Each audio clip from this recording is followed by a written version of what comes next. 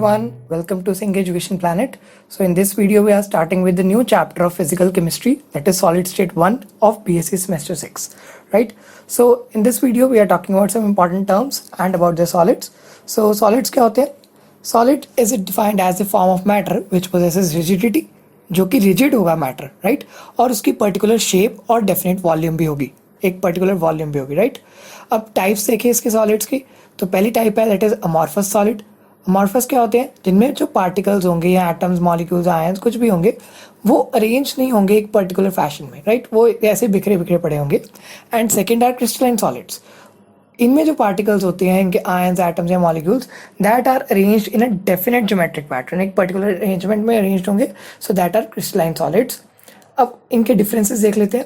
First is that the constituent particles in crystalline solids are arrange in regular fashion, जिनमें कि short range और long range order दोनों होंगे. अब ये क्या होता है short range order? It is refers to the regular and predictable arrangement of atoms over a short distance, और regular arrangement over long distance is a long range order. अब मतलब कि अगर हम दूर तक देखें तो इनके सारे एटम्स एक पर्टिकुलर फैशन में अरेंज होते हैं. सो दैट इज क्रिस्टलाइन सॉलिड्स. और जिनमें नहीं अरेंज होंगे दैट आर अमॉर्फस सॉलिड, मतलब उनमें ज़्यादातर शॉर्ट रेंज ऑर्डर ही होगा, राइट? सेकेंड है कि they have sharp melting points. जब भी हम एक टेम्परेचर से मेल्ट करते हैं और एक पर्टिकुलर टेम्परेचर पर सारा सॉलिड मेल्ट हो जाएगा तो दैट इज क्रिस्टलाइन सॉलिड. और जब उसको मेल्ट होने में थोड़ा टाइम लगेगा, so that is our amorphous solid. अब क्रिस्टलाइन सॉलिड्स होते हैं दैट आर एनआइसोट्रॉपिक. जैसे इनकी properties like electrical conductivity, thermal expansion, they have different values in different directions. हर डायरेक्शन से इनकी डिफरेंट वैल्यूज आएंगी. और लेकिन अमॉर्फस सॉलिड में आइसोट्रॉपिक होते हैं ये, जिसकी इलेक्ट्रिकल कंडक्टिविटी, थर्मल एक्सपेंशन की वैल्यूज सेम होती हैं इन डिफरेंट डायरेक्शंस. कोई भी डायरेक्शन से देख लो, सारी जगह से इनकी वैल्यूज सेम आएंगी. सो ये आपने याद रखना है. Then they undergo clean cleavage.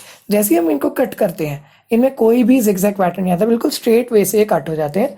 And अगर देखें अमॉर्फस सॉलिड में they have an irregular cut, जैसे कि इनमें जिगजैग पैटर्न्स ऑब्टेन हो जाते हैं, राइट?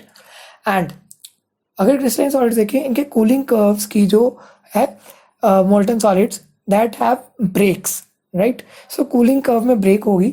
जैसे when a molten crystalline solid is cooled and the temperature is plotted against the time, the cooling curves have breaks, right? So थोड़ा time melt होगा, थोड़ा टाइम सॉलिड प्लस मेल्ट होगा, थोड़ा time फिर से सॉलिड होगा, right? तो इस तरीके से इनके कूलिंग कर्व्स में ब्रेक्स आते हैं. बट लेकिन अमॉर्फस सॉलिड्स के कूलिंग कर्व्स में कोई ब्रेक नहीं आएगी, right? Then we have the classification of crystalline solids. Crystalline solids भी आगे 4 टाइप्स के होते हैं: ionic, molecular, covalent and metallic. So ionic क्या होते हैं? जिनमें कॉन्स्टिट्यूएंट पार्टिकल्स जो होंगे that are positive and negative ions, ये एक रेगुलर ऑर्डर में अरेंज होंगे. और इनमें जो मेन बाइंडिंग फोर्स होती है that are electrostatic forces of attraction. और उनकी प्रॉपर्टीज देखिए, they are brittle, they have high melting point, good conductors हैं इन एक्वा सॉल्यूशन, और इनकी हाई हीट्स ऑफ फ्यूजन होती है जैसे NaCl, पोटेशियम नाइट्रेट और lithium fluoride etcetera. So that are ionic, right? Main बात याद रखनी है कि इनमें जो स्ट्रॉन्ग इलेक्ट्रोस्टैटिक फोर्सेस होंगे और इनमें positive and negative ions arrange होते हैं. मॉलिक्यूलर में क्या होता है? उसमें स्मॉल मॉलिक्यूल्स है, कॉन्स्टिट्यूएंट पार्टिकल्स, और इनमें वॉन डर वॉल फोर्स ऑफ अट्रैक्शन होंगी. ये सॉफ्ट होते हैं, इनका मेल्टिंग पॉइंट भी कम होगा, वॉलेटाइल होंगे ये, और ये पुअर थर्मल कंडक्टर्स होते हैं और इलेक्ट्रिक से भी इंसुलेटर्स होंगे, राइट? इसका एग्जाम्पल है जैसे सॉलिड कार्बन डाइऑक्साइड और methane, wax etcetera. And then we can see covalent solids.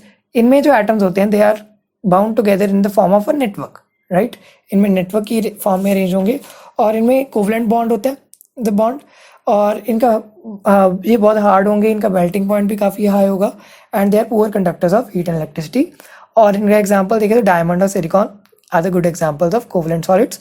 Then metallic, जिसमें पॉजिटिव आयंस होते हैं that are constituent particles and electrons move in that, right? Mobile electrons होंगे, और इनमें जो बाइंडिंग फोर्स होगी that is a metallic bond. ये soft भी हो सकते हैं, हार्ड भी हो सकते हैं, मैलिएबल, डक्टाइल, इनका लस्टर भी बहुत अच्छा होता है, राइट? ये शाइन करते हैं, और इनका हाई मेल्टिंग पॉइंट होता है, and they have moderate heats of fusion, right? सारे मेटल्स और कुछ अलॉयज जो हैं they constitute the examples of metallic solids. So ये 4 टाइप्स के क्रिस्टलाइन सॉलिड्स होते हैं हमारे पास. Then we have important terms of the chapter, that is solid के रिलेटेड क्या टर्म्स है. सो पहला आता है फेस. एक क्रिस्टल का प्लेन सरफेस जो होता है that is called face of the crystal. अब जो एज होता है, मतलब 2 फेसेस के बीच में जो लाइन होगी that will be the edge, हमने पढ़ा है छोटे होते हुए. Then forms, a set of similar faces of a crystal is called a form, right? So जैसे दो चार फेजेस सिमिलर हैं तो उसे कहेंगे हम कि ये सॉलिड एक फॉर्म में है, राइट। एंड क्रिस्टल हैबिट, जो एक्सटर्नल शेप होती है क्रिस्टल की, जो बाहर से जैसे दिखता है, उसको कहते हैं crystal habit. And interfacial angles, ये बहुत इंपॉर्टेंट है बिकॉज हमने इसका लॉ पढ़ना है आगे जाके। सो ये क्या है, the angles between adjacent faces of a crystal, दो फेसेस के बीच में जो भी एंगल बन रहा है, that is called interfacial angle. So इसको आप एक बॉक्स सपोज करिए, बॉक्स के बीच में दो फेसेस के बीच में जो एंगल होगा that is interfacial angle of the box, right. So अब हमने पढ़ना space lattice and unit cell, right. Space lattice क्या होता है, that is a regular arrangement of points constituting the crystal in 3D space within the crystal. So regular arrangement है, जैसे यहाँ पर एक रेगुलर अरेंजमेंट है, सारे पॉइंट्स एक रेगुलर अरेंजमेंट में जुड़े हुए हैं और एक 3D शेप बना रहे हैं, 3 डायमेंशनल शेप बना रहे हैं, that is called space lattice. ये पूरी स्पेस को ऑक्यूपाई कर रहे हैं। And second is a unit cell. ये क्या है, smallest portion of complete space lattice.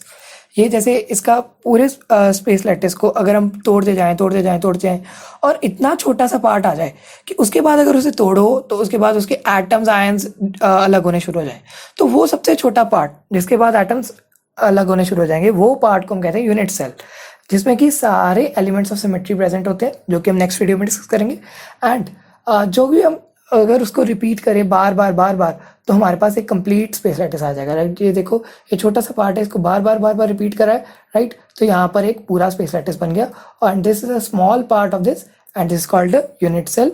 And इसके जो पॉइंट्स होते हैं जिसमें एटम्स अरेंज होंगे that are called lattice points. So ये आपने याद रखना है। Then we have the types of unit cells, right. तो यूनिट सेल्स की बहुत सारी टाइप्स होती हैं, बट लेकिन इनको जो मैंने क्लासीफाई किया है, I have classified them into 2 main types.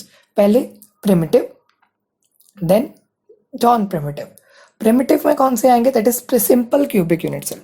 Primitive क्या होते हैं, जिनमें points जो होते हैं, lattice points that are present only at the corners of the unit cell, right? तो सिंपल में भी सिर्फ कॉर्नर्स पे होंगे, लाइक यहाँ पर देखिए सारे कॉर्नर्स पे एटम्स अरेंज्ड है। सो ये जैसे एक बॉक्स बनाना तो सारे एटम्स को इकट्ठे कर दिया and this is like a unit cell that is simple, right. So इसमें सारे कॉर्नर्स पर होंगे points. Then we have the classification of non-primitive unit cells, जिसमें कि जो atoms होंगे that are arranged at the points corners of also, but इसके साथ साथ वो किसी और जगह पर भी present हो सकते हैं। So non-primitive में पहला एग्जाम्पल है face centered। जैसे हमारे पास क्या है कि इसमें सारे corners पर तो अरेंज होंगे ही, when in addition to the points at the corners there are points at the center of each face of the unit cell.